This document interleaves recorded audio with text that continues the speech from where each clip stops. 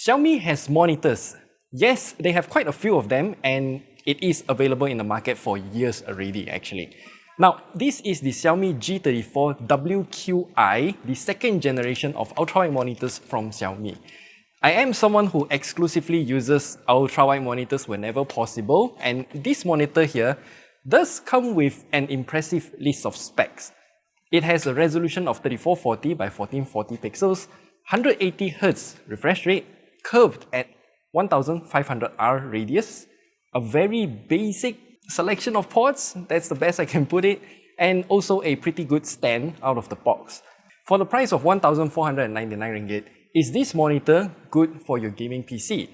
Let's find out in today's video. When we unbox the monitor, one of the things that caught my eyes is obviously gonna be these two sheets of paper here. Xiaomi has calibrated this monitor individually from the factory, and each of them comes with this two-page report.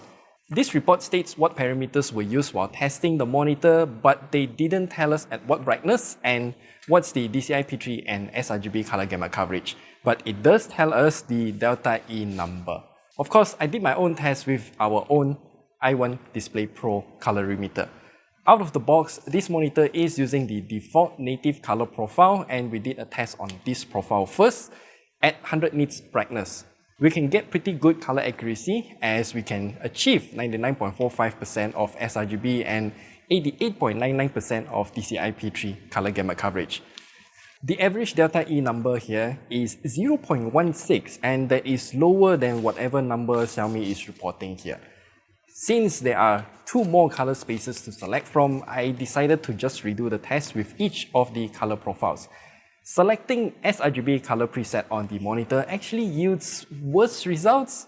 We're getting 94.77% of sRGB and 68.36% of DCI-P3 color gamut coverage. But the delta E number is at 0.06, so that is even lower than what we got earlier. Then, if we change it to the DCI-P3 color preset, the result isn't actually that far off from the natural color preset.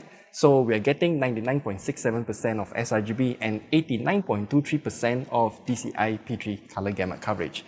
But the delta E number is slightly higher at 0.058. In the grand scheme of things though, this delta E number is still extremely low, so whatever color profile you're using, it's still very good in terms of color accuracy. It does look fine, but I do wish the colors are a bit more vivid than what we have right now. The maximum brightness on this monitor is at around 400 nits, which is pretty average for a monitor. The contrast ratio though isn't exactly good either, because viewing anything in this kind of grey color background just looks not that good. Backlight bleeding is also very apparent on this monitor, so you will have to take note of that. What's weird with this monitor is the refresh rate. It's not using the standard 144Hz or 240Hz or whatever, but Xiaomi opted for 180Hz. It's the first time I'm seeing this kind of refresh rate at this resolution with this kind of display panel aspect ratio and size. Having a curvature of 1500R is actually beneficial in this case. The curvature makes the entire screen equidistant from where my eyes are located, so whenever I want to look at the sides, I can just turn my head and then the entire screen is in view without any distortion. Else, the corners will just look too far if this screen is flat. This is exactly the issue I have with the Acer Nitro XV340 CKP that we reviewed like 3 to 4 years ago. Of course, games like Counter-Strike does feel amazing to play on this high refresh rate monitor, but I have actually disabled FreeSync Premium since that feature is causing quite a lot of flickering when I'm trying to play games on this PC right here. I'm not sure if this is an issue with the NVIDIA GPU since this test bench is using a GeForce RTX 3060 Ti, but I'm just sharing with you what we have experienced. I also realized that this monitor is not that good in terms of pixel response time. There are different response times that we can select in the OSD menu, but looking at this UFO test here, it looks better at the fastest response time compared to the standard one, but it's still not good. Scrolling across websites with white text on a black background like Xiaomi's own website for this monitor. That also highlights the response time issue. Remember, refresh rate is independent from your pixel response time, so you can have 360Hz refresh rate, but if the pixel response time is bad, then everything still looks very blurry.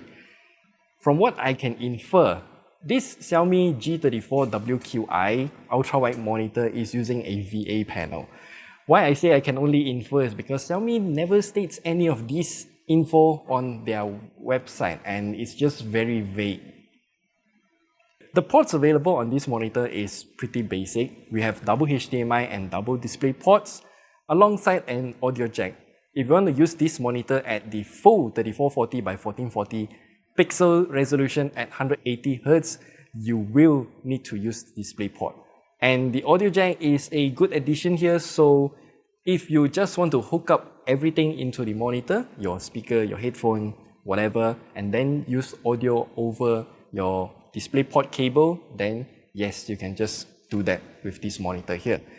I'm just very disappointed that this monitor doesn't have any USB ports. Even just USB 2.0 ports for my keyboard and mouse is better than nothing, but none of it are present here.